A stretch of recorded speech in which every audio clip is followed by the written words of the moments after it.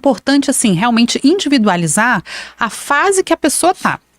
Por quê? Porque se a gente estiver falando de uma pessoa que tá com a glicose já alta e também com excesso de peso, aí vai ter que ser mais rigoroso no controle não só do açúcar, porque o açúcar é sempre um vilão, mas também no controle dos outros tipos de carboidrato simples, que aí é onde entra o pão, onde entra o salgado, onde entra os alimentos que são processados. Por quê? Qualquer alimento que tiver farinha de trigo, ela vem ali do processamento do trigo. Então, qualquer alimento que contenha farinha de trigo, ele já automaticamente virou um alimento processado.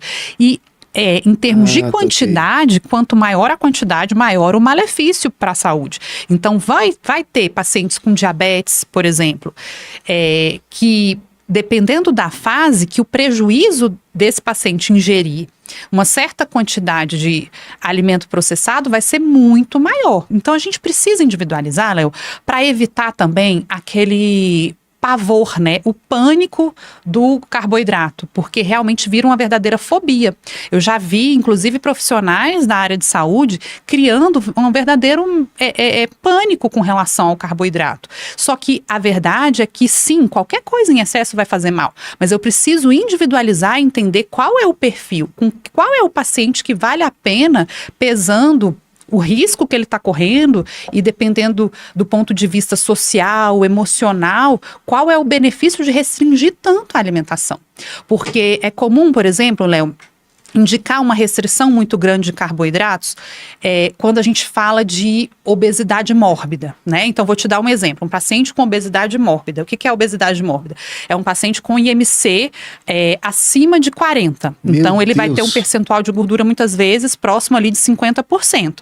Então, é um paciente com obesidade mórbida. Okay. Esse paciente, ele geralmente tem um histórico. Existem causas genéticas, existem causas emocionais, existem causas alimentares, de estilo de vida, psicológicas mesmo, né? Mas a gente sabe que muitas vezes o que é mais frequente quando a gente fala de paciente com obesidade mórbida é um paciente que realmente em algum momento da vida ele consumiu muito mais caloria do que ele gastou. Então ele acumulou aquele excesso de peso. Quando eu estou falando de um paciente com obesidade mórbida, restringir sim os carboidratos simples é muito importante. Por quê? Porque o que ele precisa alcançar em termos de perda de peso para chegar no peso saudável dele é uma margem muito grande. Então ele já está num processo que mesmo que ele consiga fazer uma atividade física, consiga gastar mais calorias do que ele consome, ele tem muita, digamos, gordura estocada e para ele, se ele continuar comendo determinados alimentos, um macarrão, o arroz, o pão, ele vai ter mais dificuldade de ficar saudável. A pizza. Então, eu já vi, por exemplo, Léo, se gerar um pavor com relação a isso. Se eu falo de um paciente assim, um caso extremo de obesidade mórbida, fica claro o benefício desse paciente ter uma dieta low carb, por exemplo, né? Okay. Então, o paciente restringir, às vezes, ter uma dieta muito mais proteica. Então, eu já vi pacientes, Léo, por exemplo, que tinham obesidade mórbida e eles aboliram o carboidrato. E começam a falar mal do carboidrato, falar mal de todo o carboidrato. E aí fica parecendo que realmente todo mundo precisa restringir 100% o carboidrato, como se o carboidrato fosse um vilão. E aí são pessoas que às vezes nem frutas mais comem, né? E aí acabam colocando um terror em cima de, na verdade, um passado de maus hábitos que levou a essa necessidade extrema.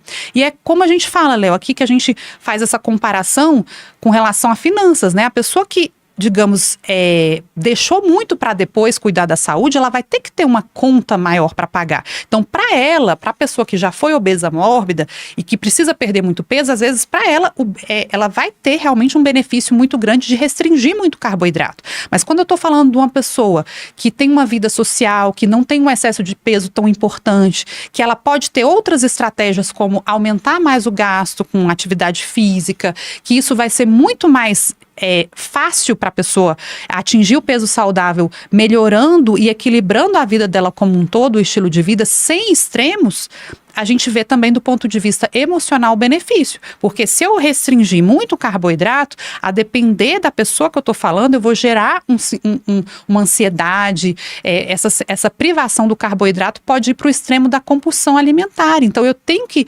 fazer uma avaliação muito individualizada, e toda vez que a gente fala assim, olha, é muito estabelecido, isso não pode, isso faz mal, a gente aumenta muito a chance de errar quando eu restringo um grupo alimentar e falo que todo mundo tem que abolir. E aí eu lembro do açúcar, né? O açúcar sempre faz mal, mas o papel dele para pacientes com diabetes é muito pior. Então a gente precisa individualizar para também não virar um terror, né? E aí quando eu falo, por exemplo, de pacientes com diabetes, e aí falando, por exemplo, de pacientes idosos, que às vezes tem uma seletividade maior na alimentação, se eu passo a restringir fruta, por exemplo, de um paciente idoso, isso dificulta muito, né? Porque o paciente, a gente não tem que prezar só o controle da glicose, né? Um exame de sangue normal para o paciente idoso. Eu tenho que pensar na qualidade de vida dele, no bem-estar, no prazer que ele tem.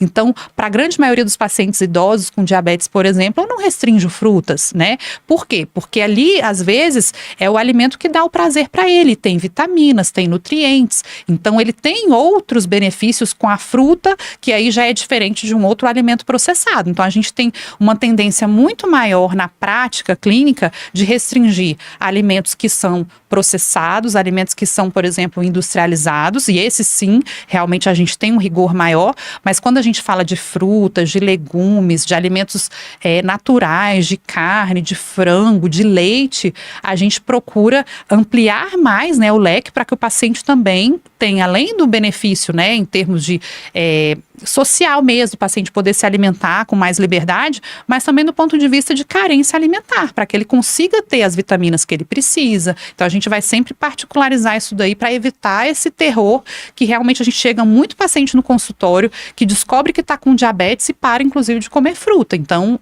isso não é bom.